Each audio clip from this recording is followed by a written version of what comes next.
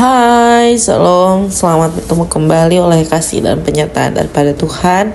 Saya senantiasa berharap mama saudara semua dalam keadaan sehat, walafiat dengan penuh rasa syukur kepada Tuhan. Pada hari ini kita akan membaca serta merenungkan firman Tuhan yang terambil dari kitab Injil Lukas pasal 15 ayatnya yang ke-25 hingga ayatnya yang ke-32. Namun sebelum itu saya mengundang kita satu hati di dalam doa. Kita berdoa. Bapa di dalam surga, Bapa yang kami sembah lewat anak Yesus Kristus, terima kasih Tuhan untuk kasih dan penyertaan Tuhan yang Tuhan buat di dalam kehidupan kami. Kami boleh bangun di pagi hari dengan tubuh sehat dan nyaman dan menikmati berbagai aktivitas kami Tuhan. Pada saat ini Tuhan, kami akan membaca serta merenungkan firman Tuhan. Kami memohon di dalam Tuhan memberkati.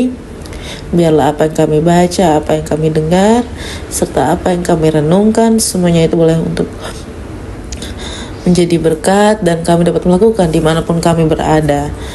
Ngampuni salah dan dosa kami Tuhan, di dalam anak-Mu Yesus Kristus kami telah datang dan berdoa. Amin. Bapak saudara yang dikasihi Tuhan, pembacaan kita terambil dari kitab Injil Lukas pasal 15 ayatnya yang ke-25 hingga ayatnya yang ke-32, di bawah perikop perumpamaan tentang anak yang hilang.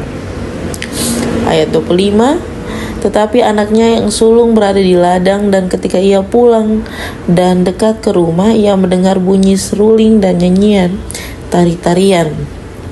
Lalu ia memanggil salah seorang hamba dan bertanya kepadanya, "Apa artinya semua itu?" Jawab hamba itu, "Adikmu telah kembali dan ayahmu telah menyembelih anak lembu tambun, karena ia mendapatnya kembali dengan sehat." Maka marahlah anak sulung itu dan ia tidak mau masuk. Lalu ayahnya keluar dan berbicara dengan dia. Tetapi ia menjawab ayahnya, katanya, "Telah bertahun-tahun aku melayani Bapa dan belum pernah aku melanggar perintah Bapa.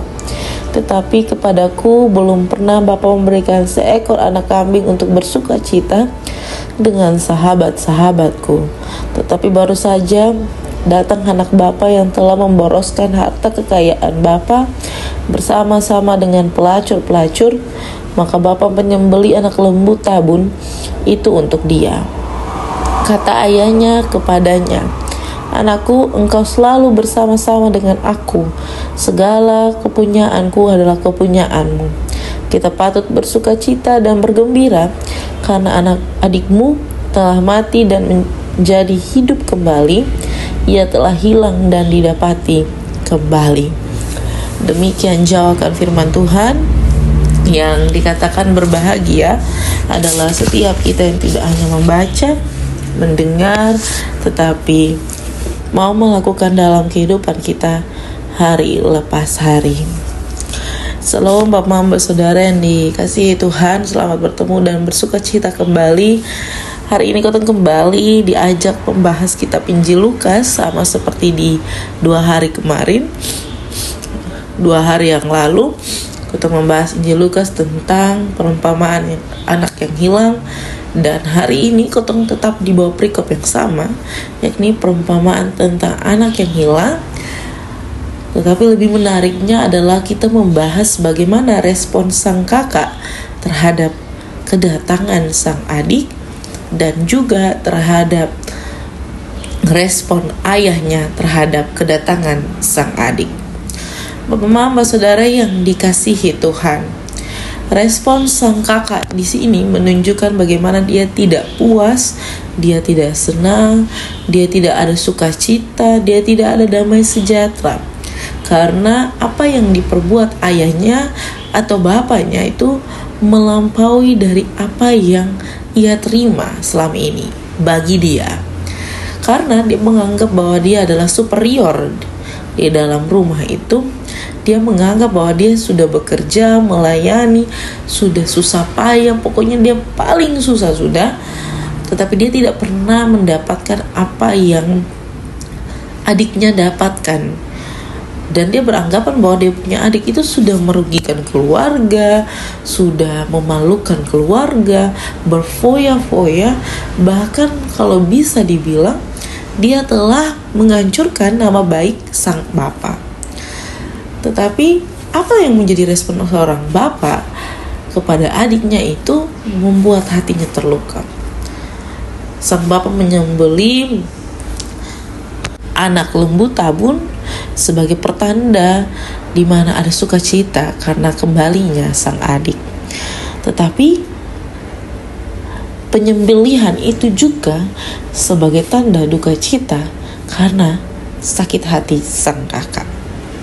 Bapak, saudara yang dikasihi Tuhan, sifat-sifat yang seperti ini sering sekali ada di dalam diri pribadi setiap kita. Terlebih khusus terhadap saya ya. Kalau omong-omong tentang melayani, saya pasti omong tentang saya pelayanan. Tetapi dalam satu kondisi saya melayani tanpa memikirkan bahwa saya sedang kehilangan saya punya diri. Kenapa hal itu bisa terjadi? Karena pekerjaan atau pelayanan yang saya lakukan tidak menjadi sebuah dasar utama untuk bersungguh-sungguh atau karena ketulusan, karena pengorbanan sang Bapa, karena segala sesuatu yang Bapa sudah buat di dalam kehidupan saya, makanya saya harus bertanggung jawab untuk melayani. Bukan lagi itu menjadi dasar. Saya melihat apa yang menjadi respon sang Bapa terhadap adik, terhadap teman, terhadap rekan sepelayanan saya melebihi ekspektasi saya, melebihi apa yang Bapak perbuat bagi saya, yang sebenarnya secara tidak langsung saya tidak tahu bahwa segala sesuatu yang saya terima itu selama ini adalah sudah menjadi hak milik saya. Saya tinggal di rumah, saya hidup di dalam gereja, saya dapat menikmati semua fasilitas di dalam gereja, saya dapat menikmati semua yang menjadi hak milik saya punya bapak mama, tapi saya masih merasa kurang.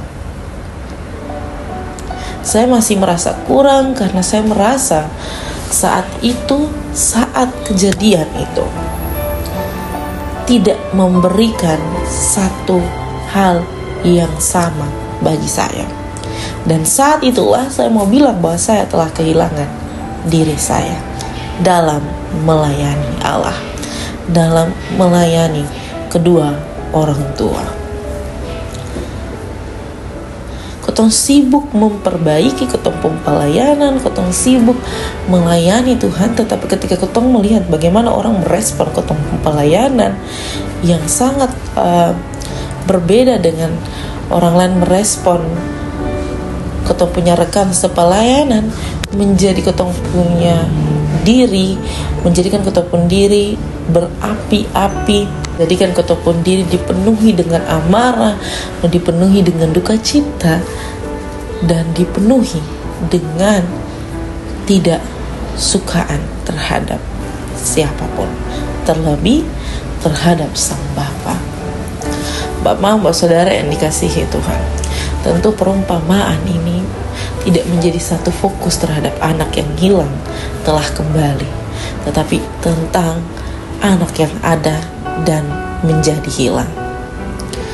Semoga Bapak Mama bisa berefleksi dari perenungan dan perumpamaan firman ini yang dapat menolong ketong dalam kehidupan kita hari lepas hari. Selamat menjadi berkat dimanapun Bapak Mama Saudara semua berada. Tuhan senantiasa menolong kita. Amin untuk firman Tuhan. Untuk menutup perenungan pada saat ini, saya mengajak kita untuk menyatukan hati dan pikiran di dalam doa menurut doa yang diajarkan Tuhan kita kepada kita. Mari kita berdoa. Bapa kami yang ada di surga, dikuduskanlah namamu, datanglah kerajaanmu, jadilah kehendakmu di bumi seperti di surga. Berikanlah kami pada hari ini makanan kami yang secukupnya, dan ampunilah kami akan kesalahan kami, seperti kami juga mengampuni orang yang bersalah kepada kami. dan janganlah membawa kami ke dalam pencobaan, tetapi lepaskanlah kami daripada yang jahat. Karena Engkau yang punya kerajaan dan kuasa dan kemuliaan sampai selama-lamanya. Amin. Shalom Bapak Saudara semua. Sampai jumpa kembali. Tuhan senantiasa memberkati kita.